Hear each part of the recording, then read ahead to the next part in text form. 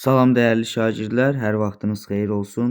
Bu gün sizinlə 2025-ci il 23 noyabr tarixində Daha Akademi tərəfindən keçirilmiş bilik yarışının 5-ci sinif məntiq suallarının izahına baxacağıq.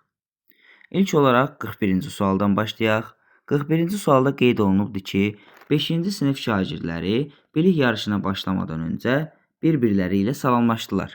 Yarışda ümumi 12 nəfər iştirak edirdisə, cəmi neçə salamlaşma oldu? Bu zaman biz salamlaşmanın düsturunu yadımıza salırıq. Salamlaşmanın düsturu n vurulsun, n çıxılsın 1, bölünsün 2-dir. Buradakı n'imiz 12 olduğuna görə 12 vurulsun 11, cavabımız eləyəcək 132. 132-ni 2-yə böldükdə isə cavabımız eləyəcək 66. Deməli, 41-ci sualın cavabı 66, yəni B bəndidir. İndi isə keçək 42-ci suala. 42-ci sual isə sıra məsələlərinə aid olan suallardandır. Burada deyilir ki, 45 nəfərin olduğu sırada İffət soldan 11-cidir. Tən ortada dayanan adamla İffətin arasında neçə nəfər var? Biz bu zaman tən ortada dayanan adamı tapmalıyıq. Tən ortada dayanan adamı tapmaq üçün 45 üzərinə gələk 1, cavabımız eləyəcək 46. 46-nı isə 2-yə böldükdə cavabımız eləyəcək 23. Deməli, tən ortada dayanan adam 23-cü adamdır. Axı bizə demişdilər ki, İffət soldan 11-cidir. Əziz şagirdlər, bildiyiniz kimi əgər bir nəfər tən ortadadırsa, onun fərqi yoxdur. O həm sağdan, həm də soldan 23-cüdür. İffət də soldan 11-ci olduğuna görə bunların arasındakı adam sayını tapmaq üçün 23-dən 11 çıxıb və sonra yenidən 1 çıxacaq. 23-dən 11 çıxdıqda cavabım eləyəcək 12, 12-dən 1 çıxdı isə cavabımız eləyəcək 11. Deməli, düzgün cavab A variantı 11-dir. İndi isə keçək 43-cü suala. 43-cü sualda qeyd olunubdur ki, Bilalın 12 çubuğu var. O çubuğun 5-in yarıya, ikisini isə 3 yerə böldü. Bilalın əvvəlki çubuqları ilə indiki çubuqlar arasında nə qədər fərq oldu? İlk olaraq baxaq. Bilalın əvvəlki çubuqları, hələ ki biz indikiləri hesablamamışıq, 12-dir. Çox gözəl, bunu yadımızda saxlayaq. İndi isə Bilalın çubuğun 5-ini yarıya böldüyü məlumatı var bizdə. Əziz şagirdlər, biz bilirik ki, hər hansısa bir çubuğu 2 yerə böldükdə bizim artıq 2 dənə çubuğumuz alınacaq. Deməli, Bilalın 12 çubuğundan biz 5-in çıxıb cavab alacağıq neçə? 7. Və bu götürdüyü 5 çubuğu da Bilal əgər 2 yerə bölübsə, 5 vurulsun 2, cavabımız olacaq 10. 10 çubuğu artıq hazırdır və 7 çubuqdan daha sonra ikisini Bilal yenidən götürüb, Bilalın qaldı 5 çubuğu. O 2 çubuğu isə 3 yerə böldüyü üçün 2-ni 3-ə vuracağıq, cavabımız eləyəcək 6. Deməli, Bilal 10 və 6 qırmaqla çubuq əldə elədi və 5 çubuğu da yerdə qalmışdı. Bunların hamısını topladıqda 10 üstə gəl 6, üstə gəl 5, cavabımız eləyəcək 21. Bilalın isə əvvəl, baxın, burada qeyd etmişdik, darıya almışdıq. 12 çubuğu var idi. Hal-hazırda Bilal 21 çubuq əldə eləyibsə, biz çox rahat şəkildə 21-dən 12-sini çıxıb 9 cavabını ala bilərik. Deməli, 43-cü sualın cavabı 9-dur. Yəni, B bəndi. İndi isə keçək 44-cü suala. 44-cü sualda müəyyən ədədlər verilib və həmin ədədlərin arasında hansı riyazi əməllərin olduğu, uyğun gəldiyi soruşulur.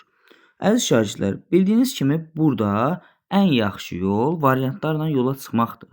Bir-bir variantları yerinə qoyaraq da tapa bilərik və yaxud da əgər variantlar yoxdursa, məsəl üçün hər hansı bir sualda variant verilməyibsə, bu zaman biz özümüz bura hesab əməllərini, riyazi əməlləri daxil eləyə bilərik. Məsələn, baxaq D variantına. 96 ədədini 4-ə böldükdə cavabımız eləyəcək neçə?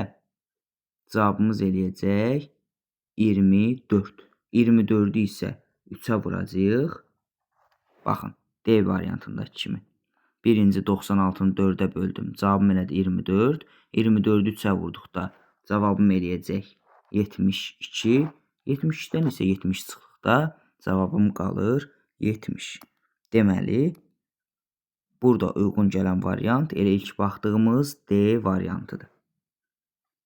44-cü sualın cavabı D variantı olacaq. İndi isə keçək 45-ci suala. 45-ci sualda görək bizdən nə istəyirlər. 45-ci sualda saatın 7:00 olduğu məlumatı var. Saat 7:00-dırsa, bundan sonra ən az nə qədər müddətdən sonra saatın bütün rəqəmləri eyni olacaq. Baxın, dəyərli şagirdlər, bu zaman 07 əgər 00 yazılıbsa, burada bütün rəqəmlər birinci, ikinci, üçüncü, dördüncü bütün rəqəmlər eyni olmalıdır. Şagirdlər çox vaxt çaşıb bunu 08, 08 kimi və yaxud da tərsinə başqa tipdə rəqəmlər kimi götürə bilirlər. Ancaq unutmayın ki, bütün rəqəmlər burada nəzərdə tutulur. Bu zaman mən baxıram ki, nə saat 8-də, nə saat 9-da, nə də saat 10-da bu ehtimal yoxdur. Ancaq 11, 11-də bu alınır və bizə deyir ki, ən az nə qədər müddətə? Ən az 7 tamamla 12-yə 11 dəqiqə işləmiş, yəni elektron saatla desək, 11, 11-ə qədər olan vaxt ərəfəsindədir. İndi bir dənə bizim məsələmiz nədir? 07:00-dan saat 11:11-ə qədər neçə saat, neçə dəqiqə var? Bunu da hesablamağın yolu çox rahatdır. Baxın, saat 7 tamamla 12:11 dəqiqə işləmişə qədər 4 saat 11 dəqiqə keçməlidir. Cavabımız olacaq B bəndi 4 saat 11 dəqiqə. İndi isə baxaq 46-cı suala. 46-cı sualda qeyd olunub ki, teatr zalında 20 sıra və hər sırada 10 yer var. Zalda təmir işləri aparıldıqdan sonra sıra sayı 5 vahid azaldıldı və yer sayı 4 vahid artdı. Teatrda neçə yer çoxaldı?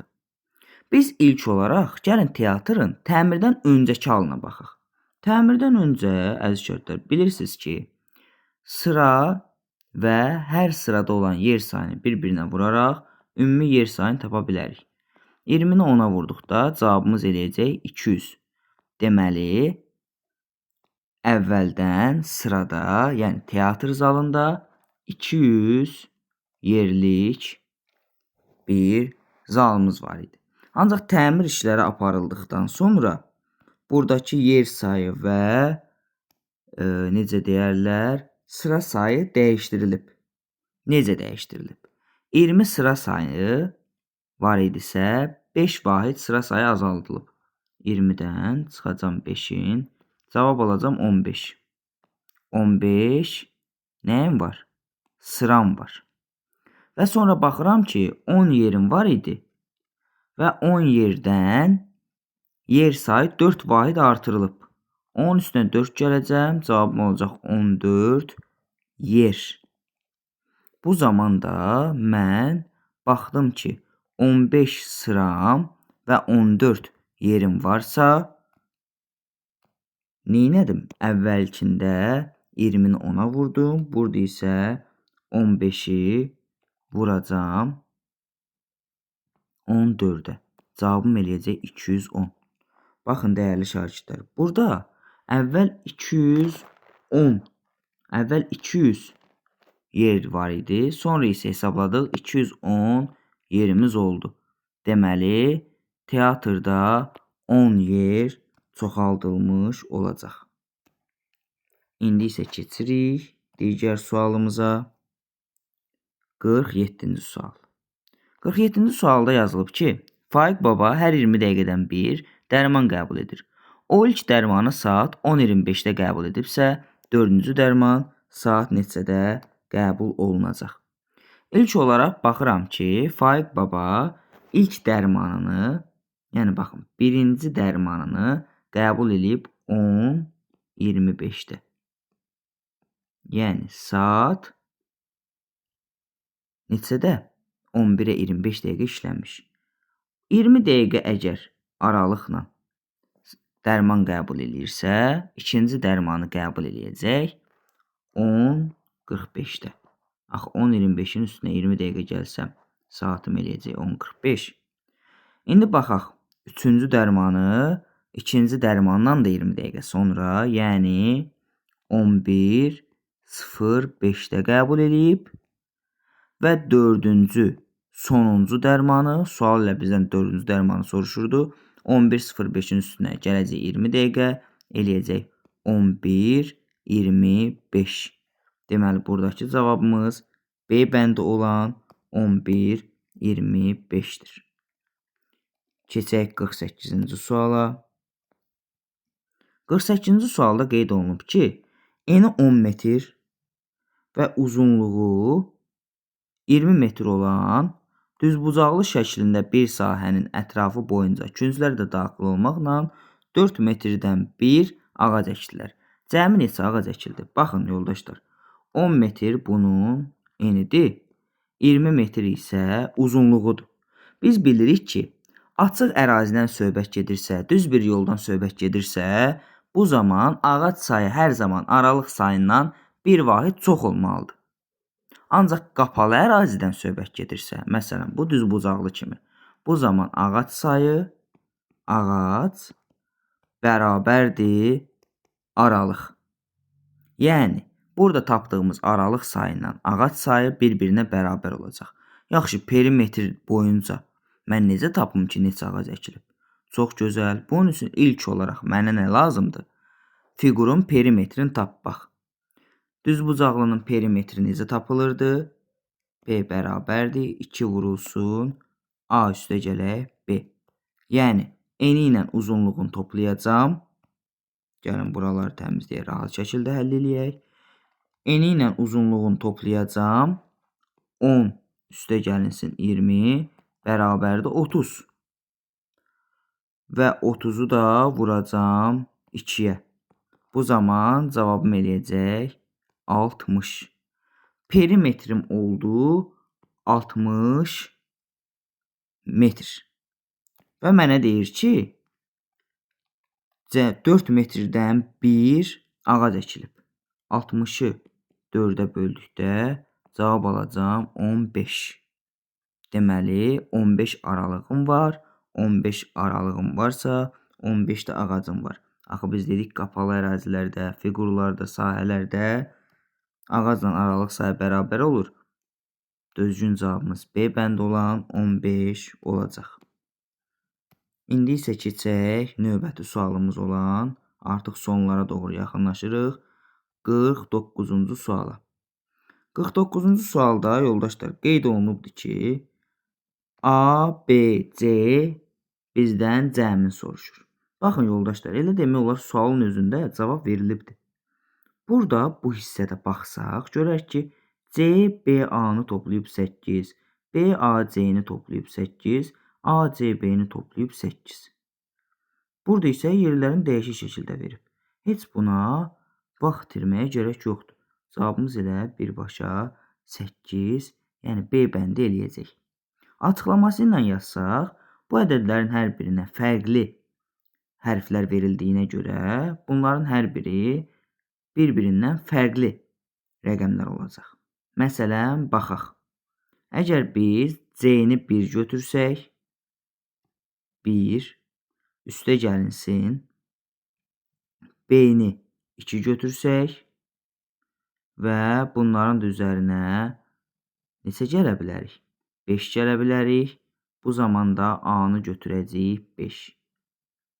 Deməli, və yaxud da başqa bir fərqli rəqəmlər qoya bilərik. Sadəcə izah eləmək üçün sizə göstərdim ki, müxtəlif rəqəmlərdən 8 düzəltmək olar. 8-i 3 dənə fərqli rəqəmin toplanması şəklində göstəriblər. Keçək sonuncu sual olan 50-ci suala. 50-ci sualda qeyd olunubdur ki, Toğrul təqvimə baxdıqda bugün cümə axşamı olduğunu gördü. Baxın yoldaşlar, hər biriniz bilirsiniz ki, cümə axşamı düşür həftənin 4-cü gününə. Bazar ertəsi, çərşənbə axşamı, çərşənbə, cümə axşamı. Onun 46 gün sonra ad günü olacaqsa, Toğrulun ad günü həftənin hansı günü qeyd ediləcək? Çox gözəl. Toğrul cədvələ baxdıqda görür ki, bu gün cümə axşamıdır. Bunu bilirik. Və 46 gün sonra onun ad günü qeyd olunacaq. İlk olaraq uşaqlar, 46 gündə neçə həftə olduğunu biz tapmalıyıq. Bunun üçün 46-nı böləcəyik 7-yə. Cavabımız eləyəcək 6 və qalığımız qalacaq 4. Yəni 6-nı 7-yə vuranda eləyəcək 42. Qalığımız da qalacaq 4 gün. Deməli, buradan nə nəticəyə gəlirik? 6 həftədən sonra yenə həmin gün cümə axşamı olacaq. Axı bizim burada 4 qalığımız qalıb.